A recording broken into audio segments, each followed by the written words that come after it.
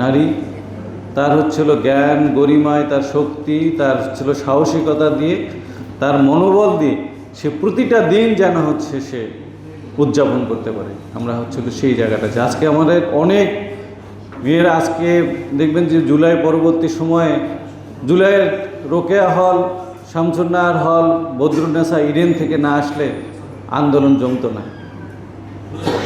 এখানে যারা অনেকে আছেন সেই মিছিলে আপনারা হচ্ছিল আসছেন গেছেন, কিন্তু জুলাই পরবর্তীতে আপনারা হলো দেখছেন জুলাইয়ের সনদ থেকে শুরু করে নারী কমিশন যেটা হচ্ছিল, নারী কমিশনের যারা দায়িত্বে ছিলেন তাদেরকে কিভাবে নিগৃহীত করা হয়েছে। যে গত বছরে আমরা একজনের জন্য হচ্ছিল ওই শহীদ মিনারে যখন তারা একজনের কথা বলেছিলাম, আজকে আরেকজনের কথা বলতে বলছি। এই মাঝখানে কত ঘটনা ঘটেছে, আর কতদিন এরকমভাবে উদযাপন করব। ধর্ষণের ঘটনা আমরা হচ্ছিল উদযাপনের বাংলাদেশে হচ্ছিল পরিণত হয়েছে। আজকে এই ক্ষমতায় অনেকে হচ্ছে, নারীকে তো দেয় নাই। যে হলো আপনি দেখুন গতবারে যে সাংসদ ছিল তার থেকে আজকে এবার অনেক কম। গত বছর 8 জন মন্ত্রী ছিল, একজন মাত্র, এখন মাত্র হলো 3 জন। অর্থাৎ আমরা কোথায় এগিয়ে যাব?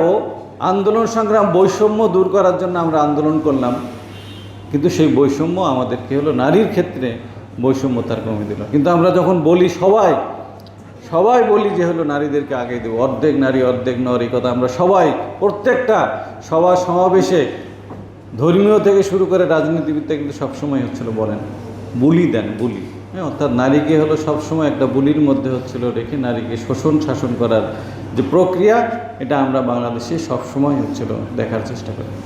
আমরা বিবেচনা করি যে প্রচলিত যে ব্যবস্থা, প্রচলিত যে চিন্তা কাঠামো মানুষের মধ্যে, এই ব্যবস্থাই সেই চিন্তা কাঠামো বিনির্মাণ করে চলেছে।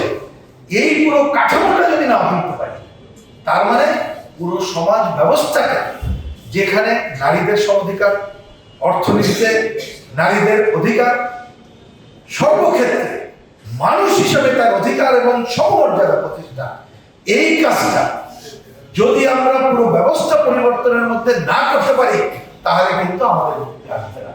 তাহলে আমাদের সংগ্রামটা হবে একটা আমূল পরিবর্তন। একই সাথে আর একটা কাজ করতে হবে। এই আমূল পরিবর্তন ধরেন আইন করে ফেললাম, তাহলে তো হয় না। এইখানে আমাদের সমাজ আছে, সমাজের মানুষ আছে, জনগোষ্ঠী আছে, আমাদেরকেও কিন্তু এই মানসিকতায় উন্নত হতে হবে। তাহলে একই সাথে আমাদের সমাজ, মানুষ, সেই মানুষ বিশেষ করে এইখানে যে পুরুষতান্ত্রিকতা যেটা আছে তার মধ্য থেকে সেইখানে যে একটা উন্নতির জায়গায় এসে আমরা যদি একটা ভালো সংস্কৃতি নির্মাণ করতে পারি, যে সংস্কৃতিতে আমরা নারী পুরুষ সমঅধিকার এবং অর্থনীতিতে সমঅধিকারের ধারা প্রতিষ্ঠা করতে পারবো, সেই রকম একটা সমাজ যতদিন প্রতিষ্ঠা না করতে পারবো ততদিন না পর্যন্ত কিন্তু আমাদের